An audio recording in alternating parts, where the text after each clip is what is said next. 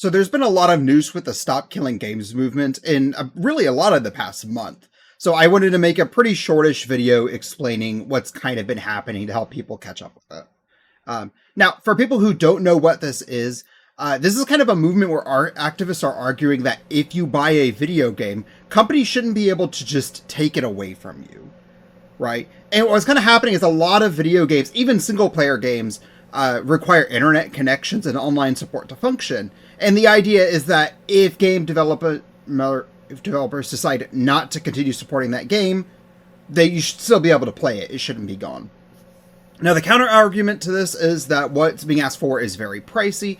And publishers argue generally that if you buy a license for the game, you're not actually owning it. You just have the license to play that individual copy, which can be revoked, right? And what's kind of started as an online movement is actually starting to see a lot of legal pressure.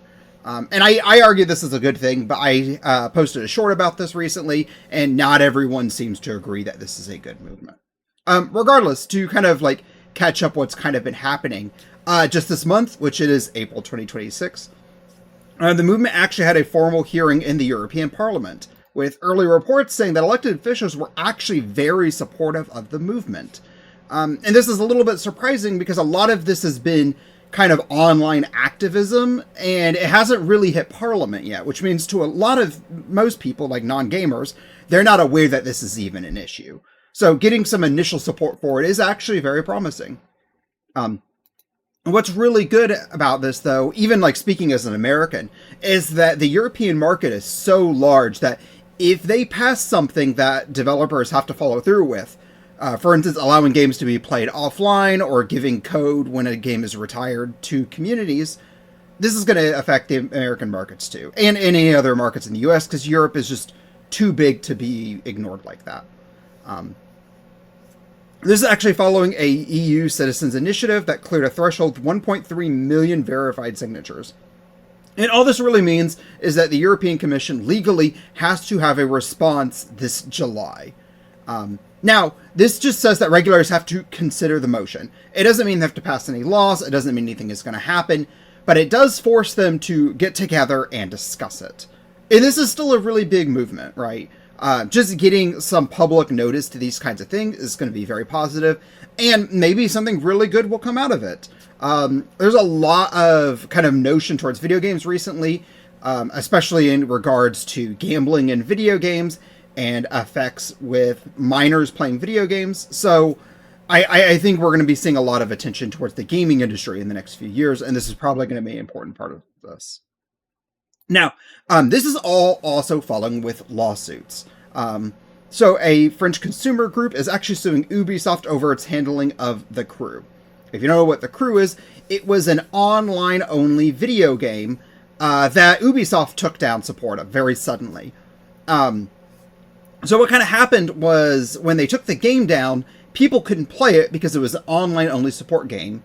There wasn't any sort of warning this was going to happen. It was very sudden, which means some people might have just bought the game a few days beforehand and not even gotten to play it yet.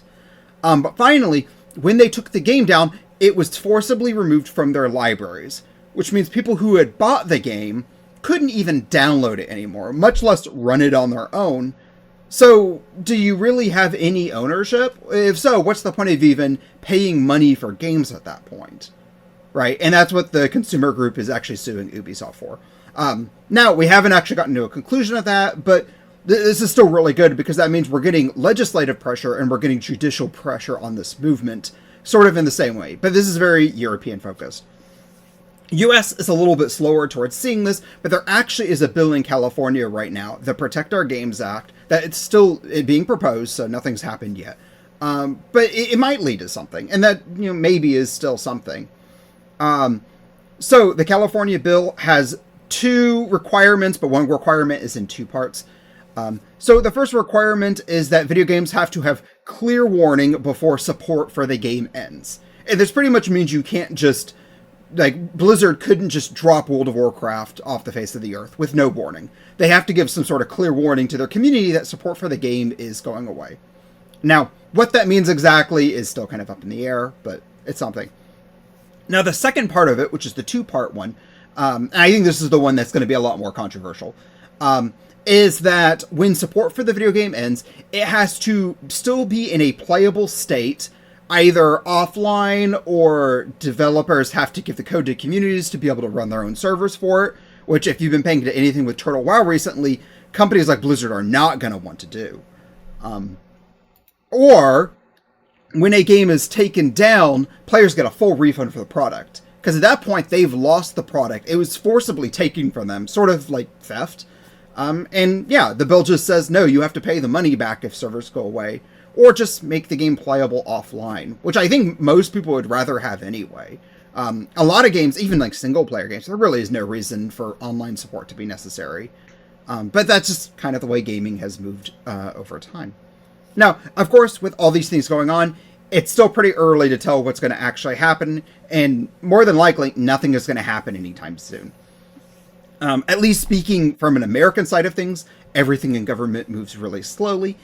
Even if we do see, like this California bill being passed, there's enough money and legal pressure from the games industry that they will delay this as much as possible. They will challenge this in higher courts. So likely nothing is going to actually happen anytime soon. I wouldn't expect anything big this year, but maybe I'll be surprised. Also, as an American, I don't know how European governments work, so maybe things are different there. I don't know, but by all means, be skeptical, but be aware of what's happening, because for gaming, this is actually pretty important. Now, I made this video because I posted a short about this, and some people gave different reactions, so kind of the same way, I'd like to hear your thoughts on it if you would like to leave a comment after this.